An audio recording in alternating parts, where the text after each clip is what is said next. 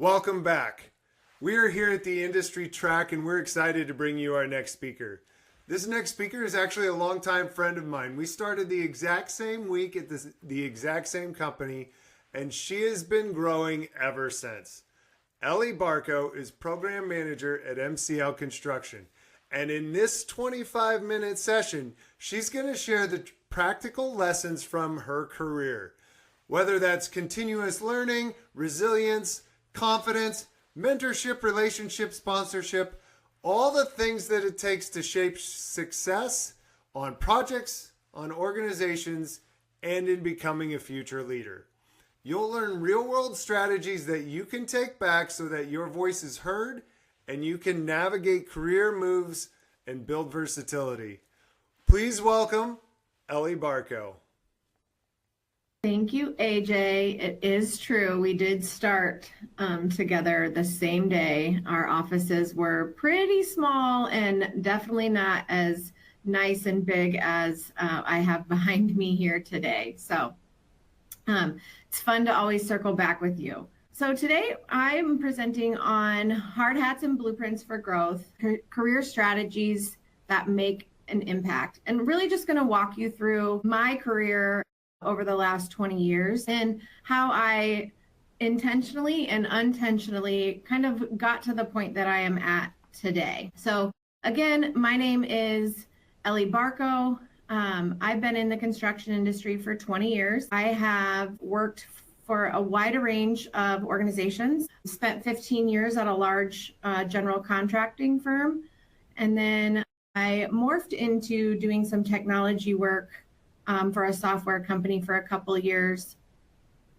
From there, moved on to working for a really small local general contractor, and then now kind of moved into the program manager role at MCL Construction. So today what I'm going to talk to you about is just what was my overall strategy. I'm not going to lie to you, at the beginning I didn't really have one. I would say now I do. And so I want to kind of give you guys a reflection of what that strategy has been, or strategy I would say now looks like. And that starts with, it's kind of a cliche, but really it's going to follow the same lines as building a project. And so it really started with education is your site work. So what are you doing to prepare yourself to go into the industry? And that's really your education. So what was it that I wanted to do when I was in college? I started out as a civil engineer. And when you're in college, you're trying to assess, what are my skills? What things do I want to learn? How can I embrace what schooling is and take that out into the world, and what impacts do I want to have there? And so I started out as a civil engineer, and through that I realized this is all fascinating, but I really like to engage with people more. I like to see the buildings go up from start to finish. That's when I started to look at, okay, my skill sets want to see an overall project, and so I leaned into construction management.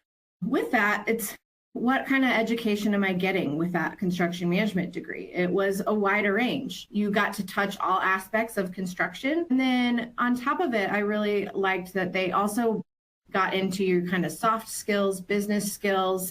So it wasn't just construction based. It was making me better, well-rounded education. At that point, you're looking at what are the things that are going to set you up for success. And it's hard to know that at that age, but really focus on, that what do you want to do when you get older? So that was kind of really what set my site work there. And then again, to move into the building piece is what happens to lay your foundation.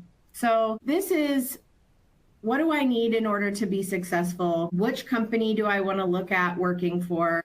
At that point in my life, you're just trying to figure out, what do I need under me, right? In order to build me strong. So not only do I need schooling, I need an internship. Where can I find an internship with work that I enjoy doing, that I'm interested in? And that really led me to the building market. Again, just looking at the overall project, I wanted to be a part of a project from start to finish. So I was really fascinated with just what a building can be like in the end.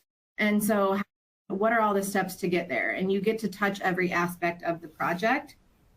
So I started out in construction management, and then you start to look at what companies do I want to work for and what companies would align with my values. So I wanted to be smart about it. There's a lot of building contractors out there across the United States. What company could provide me the best opportunity now and both long term? And so my feedback here is to be strategic.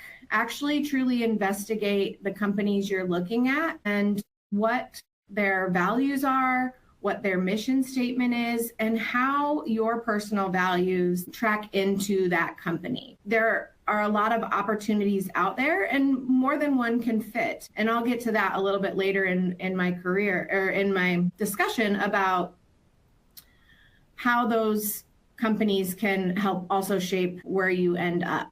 So with the company structure, again, looking at those values, those missions, and then what opportunities that they have available. So I really recommend investigating multiple because they really start to shape your structure and your framework. And when I say that because, I spent 15 years at my first job, and they were able to give me a lot of opportunities to touch a lot of things. I looked at that company because there was a lot of room for growth, a lot of room for learning, a lot of support in that learning, and a lot of learning that I could do outside of just my day-to-day job. So again, looking at that structure or framework so you can help yourself grow as you grow in your career. Next would be when you do get to that company, what are the opportunities and tools that you want to learn? So you've got a long time to kind of build this career,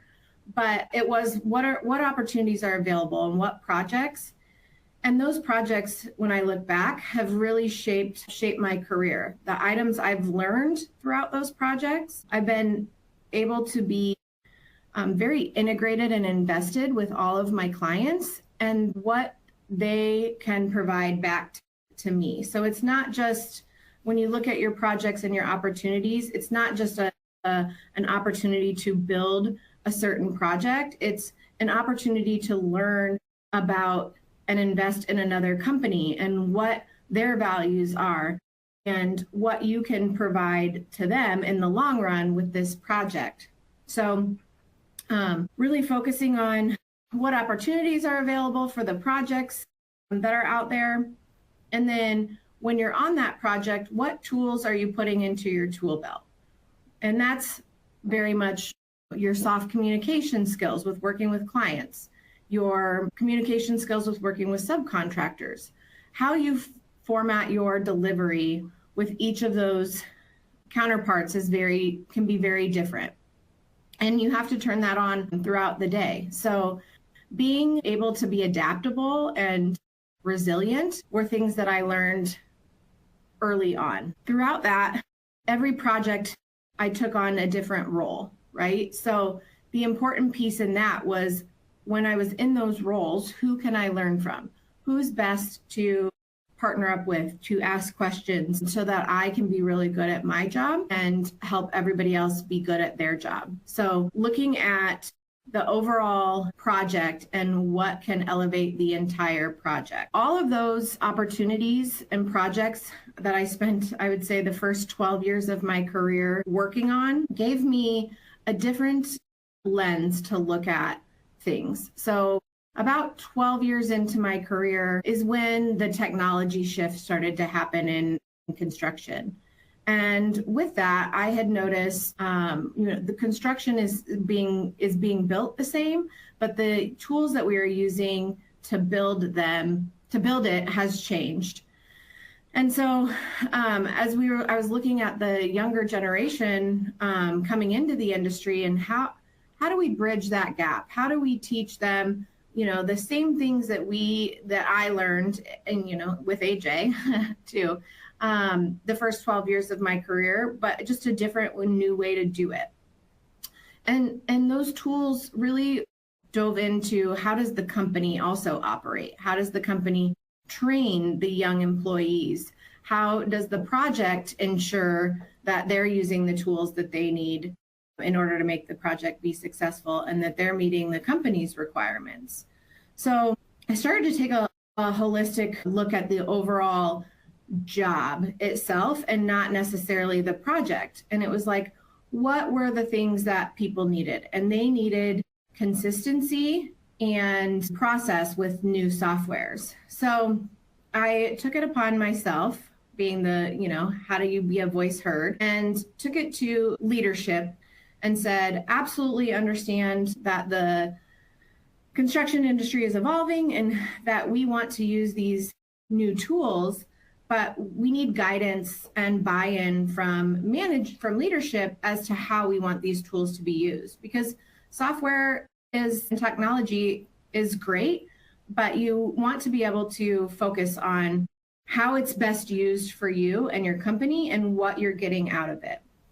And so I realized that early on and met with leadership and said, the tools are here, not just they're coming, they're here. And if we want to be successful, we need to really focus on what these tools do and what they can do for us and how we train our younger staff. So they said, great. Well, Ellie, I guess you get a new role. So it just kind of happened naturally by using my strengths and things that I saw. And if I didn't speak up about those things, when I look back now, if I didn't speak up about those things, would it have happened? I'm sure. Would it have taken longer and maybe had some frustrations, longer frustrations along the way?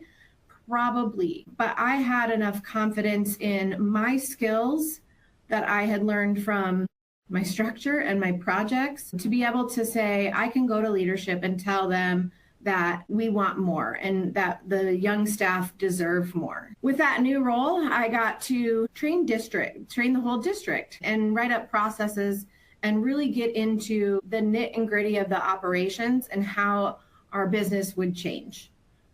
So with that, I spent 2 years doing that, and the software company enjoyed my rapport so much that they said, it would be a great fit for you to come over and work for the software company and really build the software into what you are seeing. Just seeing it differently gave me a new opportunity. Back to that, I stopped out of my construction career and said, hey, let me take technology for a ride and see how that goes.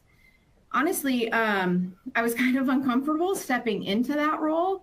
And I wouldn't say I didn't have confidence, because I had confidence in knowing the construction industry, just not the technology side. So I did feel like an intern all over again, learning technology acronyms, but picked it up quickly and realized that the same skills that I learned over the years with project management apply to technology. And instead of building a building, I was helping build software. So still had a project team. Everybody still had their roles and responsibilities. We still had goals to hit. So I was able to apply all those skills into software.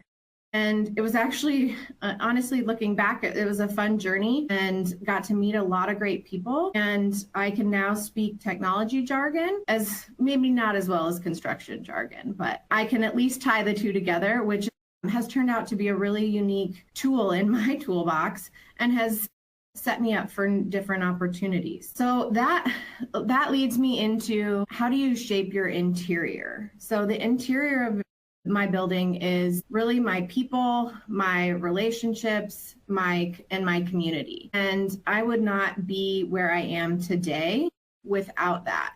And I didn't realize when I started the impact that would have now. And so what I say to this, the first thing I say is, who are your stakeholders? Who are your stakeholders? When you look at a project, you look at, okay, who's the owner? Who's the architect? Who's the owner's rep? Who's your construction firm? Who are your subcontractors? Those are all your stakeholders in that project. And that project can't get built without all of those people. And so I take that look back onto myself as well. Like, who are my stakeholders that can help build me up, help me along the way? So you look at sponsorships. Who can advocate for me and open up doors? who could be my mentor, right? That can guide me through my career and some of the hard times and some of the easy times, that helped me focus on what goals I have and what is my next role or project that I want to take on. So over the course of the years, I didn't really realize it till a few years in, but yeah, who are those people that I lean on and I talk to? And so they're very important because as you get even further in your career, they provide more direction and guidance because you don't have as many of them in your day-to-day like project world. So along with that, I would also say what has helped me alongside that board of directors is my stakeholders is the relationships I've built. So I didn't realize when I was an intern that working with AJ that day one, that here 20 years later, we're still crossing paths and working together in some capacity. So obviously we spent some good time together and learned how to work with each other, but we don't see each other all the time. Who else, when I am on a project and I work with a client, I have subcontractors that now have become owners of their subcontracting company, right? So being able to pick up that phone and say, hey, I'm in a pinch, I need this. Like you build that relationship so early. Some of the other items are the clients you work with. Everybody is fluid and can move. They're going to grow throughout their career just the same as you are. And some of those clients or coworkers could now be a client on a project. And so with that, if I would have burnt a bridge back then I may not now have an opportunity to work on a project that we're pursuing now. So really want to make sure that you maintain those relationships, you nurture them, and that they really are genuine and they come from who my interior is. All that to say where I'm at with my career now. In conversations with my boss now and working with MCL, he posed some really good questions to me as to what do you want to do, Ellie, now? You're 20 years in. What do you want to do now? What do you want to see from your career? And it's like my response to him was impact. I have done a lot of things throughout my career that I have impacted the project, people, the community in many ways, but I want to make sure that I leave a lasting impact on the industry, the organization that I'm working for, the young women in the industry that I can inspire and teach them and support them through their growth. The industry now looks a lot different than it did 20 years ago. There were not as many females in the office as I see today. And I want to be that sponsor, that mentee or mentor for the young ladies that I can give feedback like I'm giving today, to be able to help them grow and come up with a path for themselves based on their strengths in order to build them up. And then for my organization impact is the company with MCL is where are we going next? What can I do to elevate that? What can I do to give back, to give other people opportunities that I had, and explain to them how they can take advantage of those opportunities in order to grow tools into their toolbox. So overall, your career is a structure that you design, and you get to make it strong by picking your stakeholders, bringing people along with your growth, and really building yourself up to be the best building or version of yourself. So that's all I have. Thank you.